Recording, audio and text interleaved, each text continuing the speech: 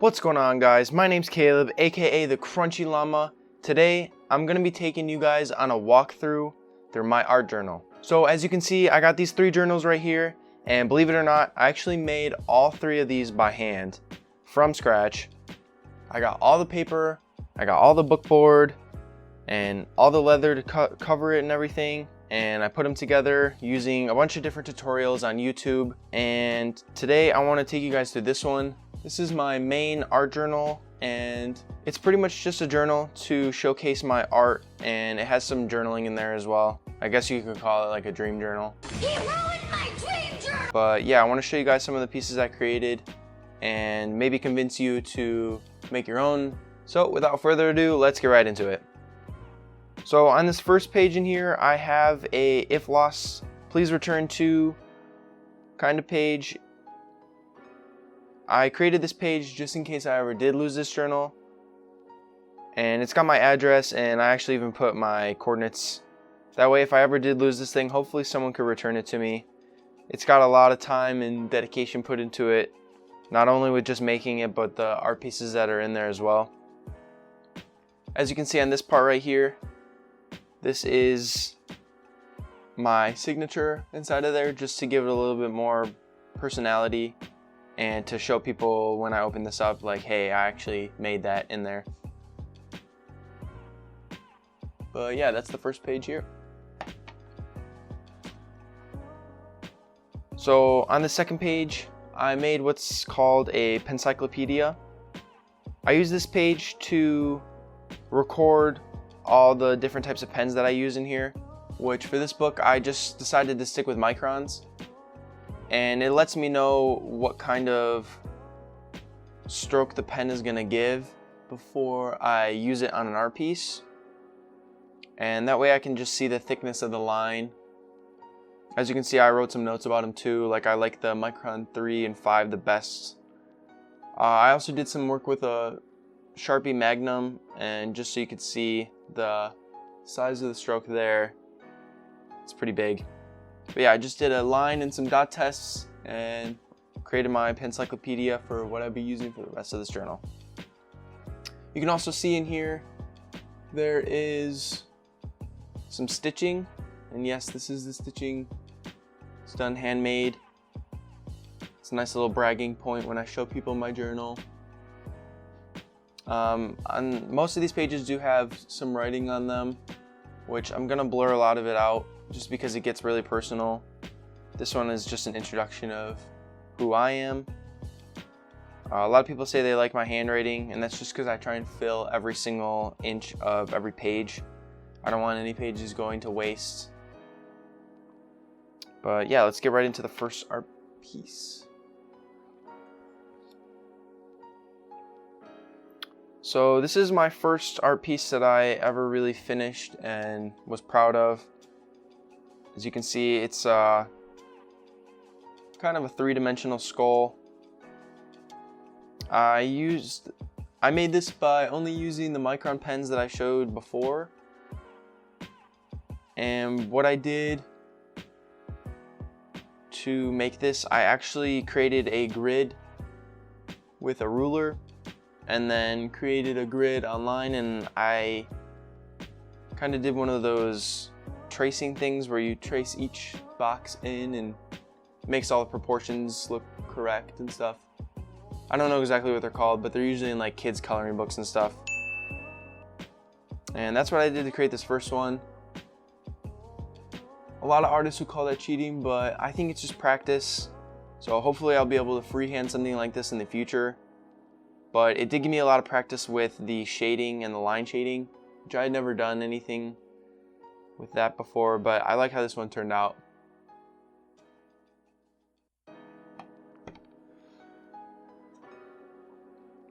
So this next page here is actually a test page. As you can see, this middle seam here started to rip open, so I decided I would just dedicate this page to being kind of a throwaway and kind of explain also why it's being torn out. Like I said, this is my first book that I ever created, and it's not perfect, but it does give the book and the journal a lot of character. So you can see all the innards in there. which I think is kind of cool. It's another kind of bragging point, showing that, you know, I made this by hand. But yeah, like I said, I use this page to test out any other types of media that I want. I've kept it pretty much black and white so far, and I think I'm going to keep the rest of this book black and white. But you can see I tried some different white pens and markers there to see which one's the best. I haven't used any of them yet, but if I find a white pen that I like, hopefully I'll do some negative artwork. Yeah, and this next page over here, it's another completed art piece that I was pretty proud of. I came up with this idea pretty much all on my own, but it was inspired by Post Malone's Sunflower song. At first, I didn't know what he was talking about when he's calling someone a sunflower. It just makes sense to me. I knew there's probably something symbolic about it, so I looked it up, and what I got out of it was that sunflowers are sometimes used to suck out the toxins out of the soil and some of the minerals out of the soil. And so I kind of interpreted it as this beautiful sunflower is being made by sucking the toxins out of someone. I don't know. But I like how this one looks. I think it turned out pretty good. I created it in the same way I created the other skull. It's by creating a grid, and then I found some images that I liked and put them all together, and then I copied them onto here. So I skipped through a few pages there. It was a lot of writing and some other personal stuff, nothing too interesting. But these next pieces, I had a concept that I wanted to have a sheep skull looking at a human skull.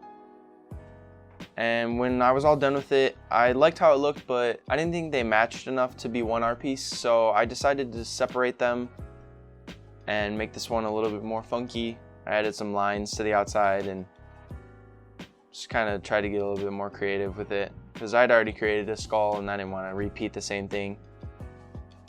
Unfortunately, when I closed the book after I was all done with this one, I didn't let these lines dry, and so it ended up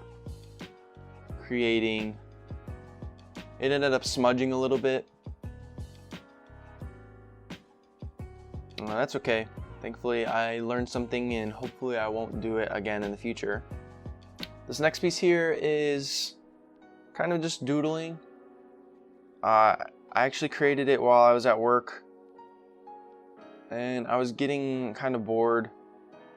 I probably shouldn't be admitting that, but I felt like my head was kind of in the clouds, so I split the page diagonally, and I wanted to create like a brain type texture up in here, and then like some cartoon clouds on this side, and just kind of play around with the texture and the shading. And I like how this one looks.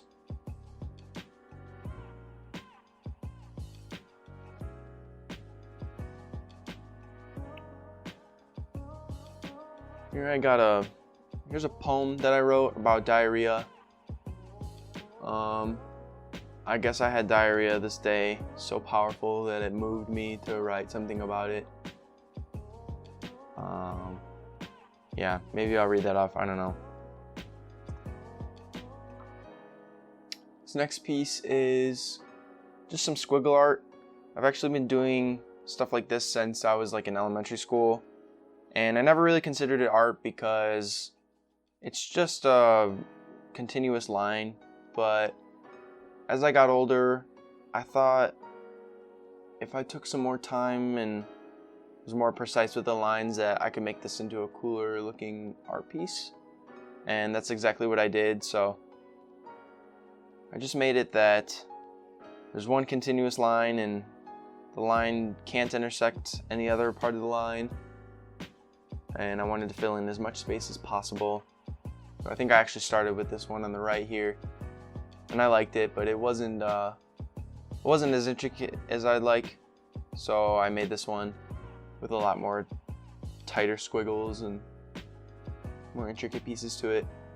This next piece is actually over the span of a few pages.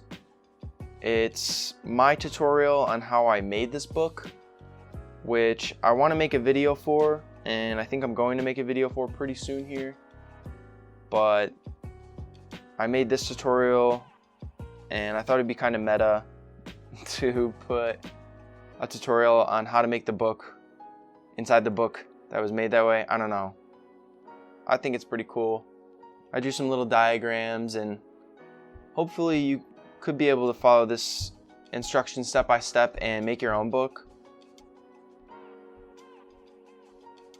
But we'll see how good I am at giving tutorial instructions.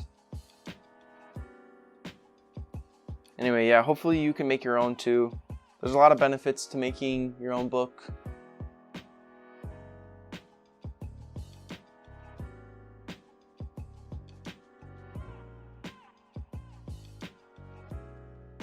So the second to last one is actually spanning over 2 pages. It's the first one that I have that spans over 2 pages. And it's I think it's called a mandala or mandala. I don't know how to say it. But it's pretty much just circle art. So make a bunch of circles and put circles within circles and designs within circles, and this is what you get. And I wanted to try for the first time going over this seam in the middle here, just to see if it would really disrupt the flow of the art. And I think I did a pretty good job of hiding it. But yeah, I didn't go completely over to the next page. I ended up doing some writing in here too. But hopefully I'll be able to do, I'm thinking about doing a full 2-page art piece in the future. And for this last piece, I got this inspired from some of those field note journals, and I think they're usually on like the first and last few pages, and I like the design and the texture of this, so I went ahead and tried to copy it myself. It kind of looks like animal print, but it's not necessarily animal print. I just like, it looks kind of chaotic, but as a whole it looks like there's some structure to it, which is nice. But yeah, that's it for my art journal. If you guys have any questions, leave them in the comments below, and I'll leave links to all the materials that I use. And make sure to come back and check out the tutorial for how to make one of these books so you can make one yourself, and you can fill it up with your own artwork or whatever you want. I also have these other 2 books that I made, like I said. This first one's I made this one for my girlfriend, and I wrapped this one in a pink leather. It's a little bit thicker, and then I lacquered it with some shimmery sparkle stuff. I like how this one turned out. I used the same kind of paper as this one, and I just made it so that she can put pretty much anything that she wants into it. And then this last one is kind of my agenda. This is my everyday user, and this one actually has grid paper in it. And the grid paper is that, so I wanted to make a bullet journal, and I did use it as a bullet journal, but I never ended up sticking with it. It was only for a few months. But this one I use every day for pretty much anything you can think of.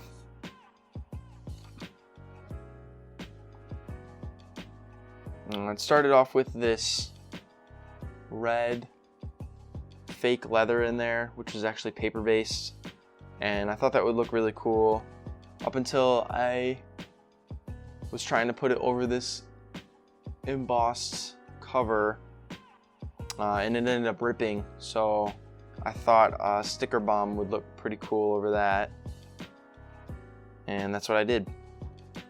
And this one is falling apart. It's kind of messed up. I don't know if you can see that. It's almost completely off the spine here, and I think the spine's what created the problem. I hadn't made one with a spine yet, and yeah, it ended up being really difficult. As you can see, it's completely coming out there.